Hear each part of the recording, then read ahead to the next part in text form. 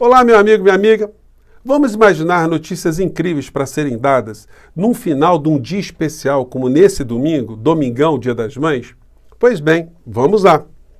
O ex-presidente da República, o senhor Jair Bolsonaro, ainda internado no hospital para tratar de algumas enfermidades e após um obsequioso silêncio diante da tragédia que se abateu sobre o estado do Rio Grande do Sul, resolveu vir a público para anunciar que irá doar todo o dinheiro arrecadado via Pix, dinheiro esse que seria destinado a pagamentos de multas pelas infrações cometidas ao tempo da pandemia, mas como essas multas foram anistiadas, ele resolveu doar todo esse dinheiro para o povo que deu a ele uma ampla margem de votos durante as eleições de 2022. E num ato de extremo patriotismo, de amor ao próximo, empatia, de solidariedade, também toda a sua família, a ex-primeira-dama e o filho 01, 02, 03 e 04, ainda que tardiamente começaram a fazer uma campanha de arrecadação de recursos, inclusive fora do nosso país e também de donativos para todas as pessoas do estado do Rio Grande do Sul que estão passando por essas agruras nesse momento.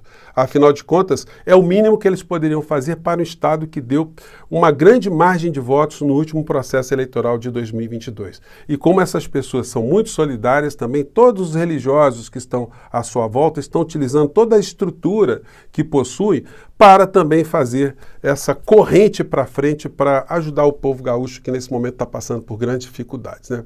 Bom, evidentemente você percebeu que isso é uma grande ficção, né? Porque a história não bate em nenhuma ponta. Não há solidariedade, não há empatia, não há amor ao próximo. Essa gente só consegue reunir pessoas para dar golpe, para atacar a democracia, porque se eles usassem a mesma energia, né, no momento de desprendimento, né, mínimo para ajudar ao próximo, a gente não estaria diante de mais dificuldades como nós estamos vendo acontecerem nos dias de hoje, né? Pois bem, eu vou ressaltar alguns aspectos dessa ficção, mas eu vou trazer aqui também fatos da realidade, porque essa água há de baixar, né, a situação vai recuar e muitas coisas precisarão ser feitas no nosso país. E aí, um ponto nevrálgico, né? Será que algumas questões serão tocadas, serão entendidas como lições a serem observadas, né, diante de tudo aquilo que aconteceu? Pois bem, vou conversar com vocês sobre o que está acontecendo, situações que irão acontecer, mas antes de mais nada, quero convidar você que está chegando agora ao nosso portal, ainda não nos conhecia, para que você se inscreva aqui conosco, conheça também os nossos outros vídeos, participe aqui das nossas atividades. Se você gostar dos nossos vídeos, compartilhe e recomende, não se esqueça. Dê seu joinha, mande seu comentário e, se puder, se inscreva aqui também no nosso clube de membros, tá legal? Você que é muito bem-vindo e muito bem-vinda. Gente, só observação, tá? Eu não estou pedindo voto para vocês para o concurso do IBEST, porque o nosso portal, graças a vocês votaram tanto no portal que nós já estamos classificados em 2 categorias para a próxima fase. A gente vai voltar a esse assunto. Eu estou hoje na torcida pelos meus amigos aí do campo progressista para que eles ultrapassem todos os canais de extrema direita, os canais conservadores, né? Bom, mas vamos aqui ao nosso tema de hoje, né? Gente, vocês conseguem imaginar como a situação no Brasil poderia estar um pouco diferente, não muito diferente, se essa gente que usou tanta energia para ficar convocando para golpe, ficar envenenando as pessoas do nosso país, ficar traçando, né, um pânico moral, um pânico vermelho, um pânico religioso, se eles usassem energia para o bem nesse momento, como as coisas estariam bem melhores no nosso país? Ontem aconteceu uma coisa tão bacana, né? Que eu acompanho em tempo real e que mostra que é possível você, às vezes, esquecer algumas coisas, deixar de lado, né, para construir alguma coisa positiva, né, alguma coisa de muita solidariedade que emocionou muito aos gaúchos ligados ao futebol, ligados ao esporte. Aqui é a imagem do inelegível, que eu vou tirar aqui do ar, só para lembrar para vocês, né, que para patifarias ele se prestou esse papel. Agora, ele está botando a mão no bolso, ele está fazendo alguma coisa concreta a favor do povo gaúcho, se ele pelo menos pedisse a todos os seus cúmplices, aos seus puxa-sacos, que não atrapalhassem aqueles que estão fazendo alguma coisa agora, já estaria fazendo alguma coisa positiva, né? Mas o silêncio está sendo absoluto e aí isso funciona como uma espécie de autorização implícita para esses criminosos ligados a ele continuarem a infernizar o povo do Rio Grande do Sul, né? E os trabalhos de resgate, enfim, de recuperação e reconstrução. Pois bem, mas essa situação toda que eu estou aqui traçando para vocês, elas apontam, né, para situações que já aconteceram, o comportamento dessas criaturas, mas existem situações que a gente pode cravar aqui que irão acontecer também. Como, por exemplo, depois que a água baixar, qual será o comportamento dos meios de comunicação que influenciam e também das redes sociais que acabam também repercutindo muitos dessas pautas dos grandes veículos de comunicação. Será que a reconstrução do estado do Rio Grande do Sul ela dependerá apenas de remanejamento de recursos de áreas já que tem muito déficit, né? Bom, a capa do Globo desse domingão está levantando aqui algumas questões. Amanhã eu vou reverberar com vocês, vou esmiuçar algumas dessas situações que eles estão apontando aqui. A capa do jornal de hoje está dizendo: renascer inédito. Rio Grande do Sul passará pela maior ação de reconstrução da história do nosso país.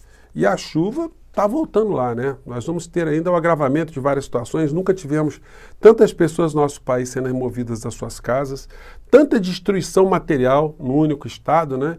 E tanta destruição de infraestrutura. A economia do estado do Rio Grande do Sul foi realmente muito destruída, muito abalada, e isso vai afetar muitas situações no Brasil, como nós sabemos, né? Amanhã eu vou esmiuçar com vocês alguns aspectos desse tipo de matéria.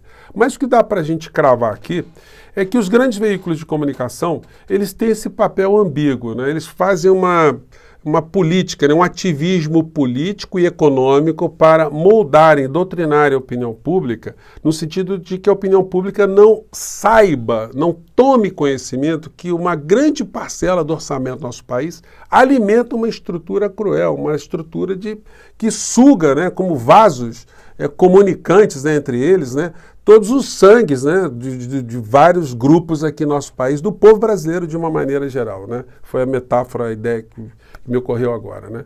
E eles tiveram um papel importante, mas superficialmente durante o período da pandemia. Eles ajudaram, como eu disse para vocês no nosso encontro anterior, que as pessoas se protegessem, que as pessoas seguissem orientações científicas, enfim. Mas eles preservaram a figura do inelegível e do governo, porque eles tinham interesses econômicos nas pautas que defendiam. Agora, o que vai acontecer? Depois do papel importante que eles fazem também durante um período de crise, como nesse momento, o discurso vai ser cada vez mais atenuado. O espaço para as tragédias serão ocupados por outros fatos novos. Assim como aconteceu, por exemplo, durante o que nós vimos e está acontecendo ainda na faixa de Gaza. Um genocídio, um morticínio, uma coisa chocante, que ganhou muitos espaços, mas que hoje já está na última página dos jornais e ocupando apenas uma nesguinha nos telejornais.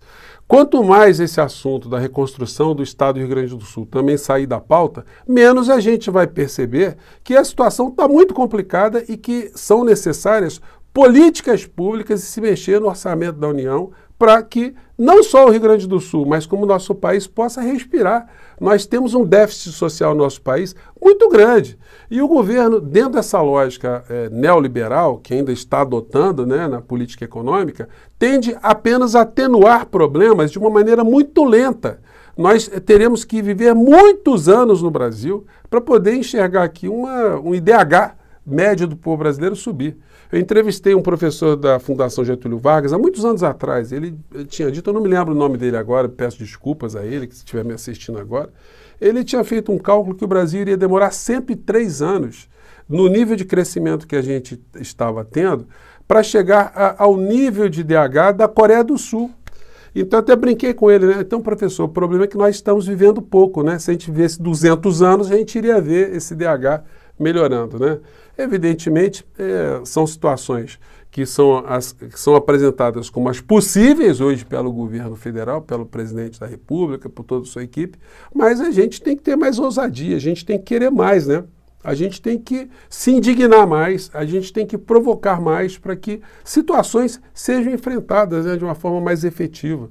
E que a gente possa transformar em realidade aquilo que eu comecei dizendo para vocês em tom de brincadeira, em tom de ficção. a gente ter governantes ou ex-governantes de fato preocupados com a emancipação do povo brasileiro, com o bem-estar do povo brasileiro e com a nossa soberania, com o nosso desenvolvimento nacional, a nossa felicidade, né? É por isso que a gente vive, né? Buscando sempre a felicidade.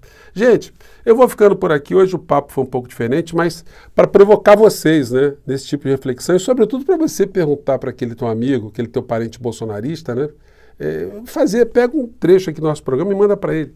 Para dizer assim, ó, o Bolsonaro poderia estar fazendo alguma coisa agora, né? Além de, ao invés de ficar convocando só para patifarias, podia usar a energia da direita para alguma coisa boa para o povo gaúcho, povo brasileiro, né? Gente, eu fico por aqui. Mais uma vez, um grande abraço e até o nosso próximo encontro. Tchau!